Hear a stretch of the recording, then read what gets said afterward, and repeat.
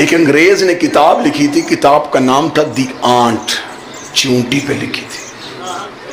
20 साल रिसर्च की उसने, 20 साल। किस पे? सिर्फ चींटी पे। 20 साल रिसर्च की कि सहरा में चींटी की कौन सी नस्ल होती है, दरियाई इलाकों में कौन सी होती है, समुद्री इलाकों में कौन सी होती है, बंजर जमीन पे कौन कौन सी चींटियों की नस्लें होती हैं। इसने 20 साल रिसर्च की। किताब मार्केट में आई, दुनिया चकरा गई। इतना बड़ा रिसर्च स्कॉलर 20 साल सिर्फ चींटी पे रिसर्च करता था। नजफ के एक तालिब इल्म ने उसे मौला अली का खुतबा भेज दिया, जो अली ने कूफे की रेत पे बैठ के चींटी पे दिया था। अब दाद इस जुमले पे नहीं बनेगी, दाद इससे अगले जुमले पे बनेगी।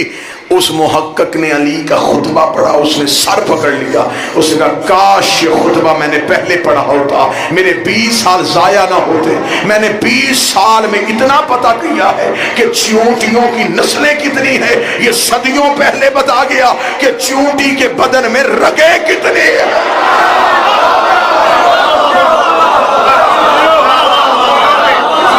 मैंने सिर्फ नस्लें बताई, ये रगे। मौला ने खुतबा दिया था, जमीन पे जाते हुए मौला ने चींटी उठाई थी, और ये चींटी की भी आवाज है। परेशान हो गए तो मैं छोड़ दूं मिंबर जी। ये चींटी की आवाज है, और हुज्जत कायनात की हर चीज पे हुज्जत होती है। हुज्जत का इख्तियार सिर्फ इंसानों पे नहीं, हर चीज पे। चींटी की आवाज है। अगर चींटी की आवाज ना होती, सुलेमान नबी तख्त पे न सुनता। हवा में तख्त जिन्नात ने उठाया हुआ। वादी नमल से एक चींटी बोली, इसे कहते हैं नबी का इख्तियार। सुलेमान ने कहा तख्त उतारो। चींटियों में से उसी चींटी को उठाया। सुलेमान नबी ने यूं हाथ पे रखा, है तो छोटी सी, जुबान तेरी बड़ी है।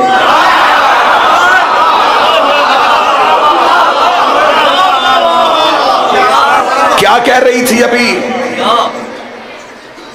जालिम समझा है तूने अल्लाह के नबी को। तो चींटियों से कह रही थी कि बिलों में चली जाओ। चींटी ने कांप के कहा जान की अमान पाऊं तो अर्ज करूं। हाँ बोल।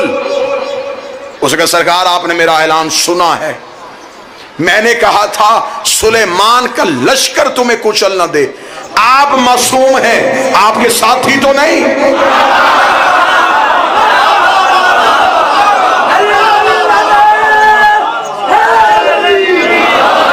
आप मासूम हैं, आपके साथी तो मासूम है। नबी को दलील बड़ी अच्छी लगी। सुलेमान नबी ने कहा किससे मुखातब है तू जानती है मैं सुलेमान नबी हूं। मेरा तख्त हवा में उड़ता है, जिन्नात मेरे ताबे हैं, फरिश्ते ताबे हैं। मैं हवाओं को चलने का हुक्म देता हूं, कायनात की हर मखलूक की बोली को समझता हूं। उसे नबी के हाथ का बोसा लेके कहा इज्जत आपकी भी बड़ी है, इज्जत मेरी भी कम नहीं। आपका तख्त हवा में उड़ता है, मेरे पांव तेरी हथेली पे है। चले मैं जुमला तब्दील करूं, सुलेमान के हाथ में चींटी आ जाए तो वो फख्र करती है, नबी के कांधों पे अली आ जाए। और मेरे 5वें बादशाह फरमाते हैं कि एक मर्तबा इस वादी से सुलेमान गुजरे और जंग सफीन से वापसी पे इसी वादी से अली गुजरे। अब जिसने सतर मोहब्बत के साथ जो फकीर नवाज लोग बैठे हैं, जब जनाबे सुलेमान गुजरे थे तो चींटियों की सरदार जो उस वक्त थी उसने कहा था बिलों में चली जाओ, कहीं सुलेमान का लश्कर तुम्हें कुचल न दे। जब अली गुजरे चींटियों की सरदार ने कहा अय्युहन्नमला, ओ चींटियों बिलों से बाहर आओ, वो देखो अली आ रहा है। बिलों से बाहर आओ, वो देखो अली आ रहा है। जैसे सुलेमान ने उठाया था वैसे ही अली इब्ने अबी तालिब ने चूंटियों की सरदार को उठाया। फरमाया सदियों पहले यहाँ से एक नबी गुजरा था, उसके सर पे नबूवत का ताज था, उसका तख्त हवा में था, वो कायनात की मखलूकात को साथ लिए हुए था। तब तुम्हारी सरदार ने कहा था बे बिलों के अंदर चली जाओ, आज तूने कहा कि बिलों से बाहर आ जाओ। चूंटी ने अली का हाथ चूम के कहा वो नबी था, तेरा चेहरा देखना इबादत है।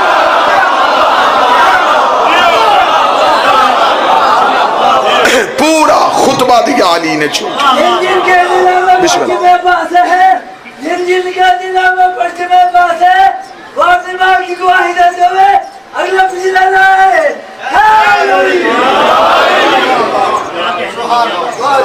अली ने फरमाया था चूंटी की पूरे साल की खुराक गंदम का एक दाना है।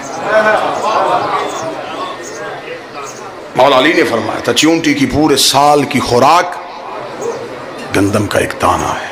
अब जमींदार बैठे हैं, तुम कदर करोगे। मौला अली ने फरमाया चूंटी जब दाने को स्टोर करती है तो 4 हिस्सों में करती है। इसे खबर है 2 हिस्सों में करूंगी तो फिर पौधा उगाएगा।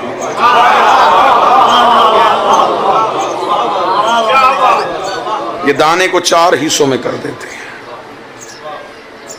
गंदम के दाने के दरमियान में एक लाइन है। अल्लाह ने बता दिया कि सारा तेरा नहीं, ये तेरे साथ किसी और का हिस्सा है। चले बात यहीं की है तो मैं यहीं पे आखिरी लफ्ज कहूं और आपको सलाम करूं। मौला फरमाते हैं कि चूंटी एक दाना 4 हिस्सों में तकसीम करके स्टोर कर लो।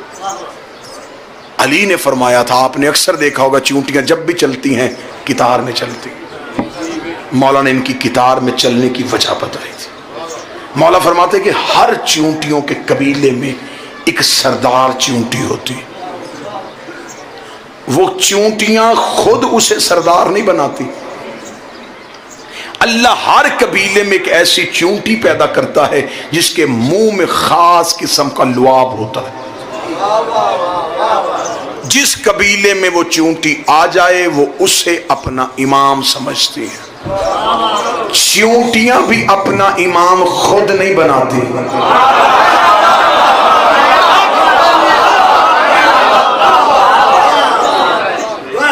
जिसके मुंह में वो लुआब होता है वो चूंटियों का इमाम होता है। फिर वो पूरा साल दाना चुनने के लिए बाहर नहीं निकलता। जितनी कबीले की चूंटियां होती हैं उसके हिस्से का दाना उसे घर में ला के देती। चूंटियों का सरदार इमाम भी कबीले से खुम्स लेता है।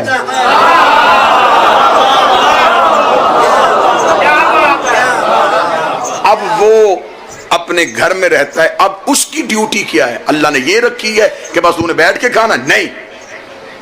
मौला फरमाते हैं जब जमीन में वो जगह चूंटियों के उस कबीले के रहने के काबिल नहीं रहती, गर्मी की ज्यादा, सर्दी की शिद्दत या उस इलाके में पानी के आने की वजह से, अब अगली जगह के इंतखाब के लिए चूंटियां नहीं जाती।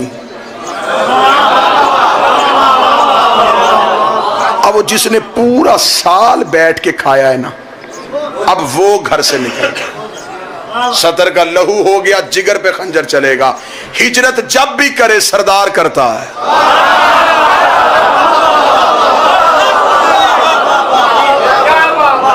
ये चूंटियों का सैयद होता है, ये सरदार होता है, ये अब हिजरत करता है। अब ये मैंने लफ्ज कहा ये कितार में क्यों चलती है? मौला फरमाते जब वो नई जगह के तय्युन के लिए, इंतखाब के लिए घर से निकलता है तो वो जहां जहां से गुजरता है अपना लुआब फेंकता जाता है, अगली जगह का इंतखाब करके वो बैठ जाता है। चूंटियां उस लुआब को सूंघती हुई कितार में चलती हैं। अल्लाह ने चूंटी को भी इतनी अकल दी है कि अपने इमाम के रास्ते से हटी तो भटक जाओ।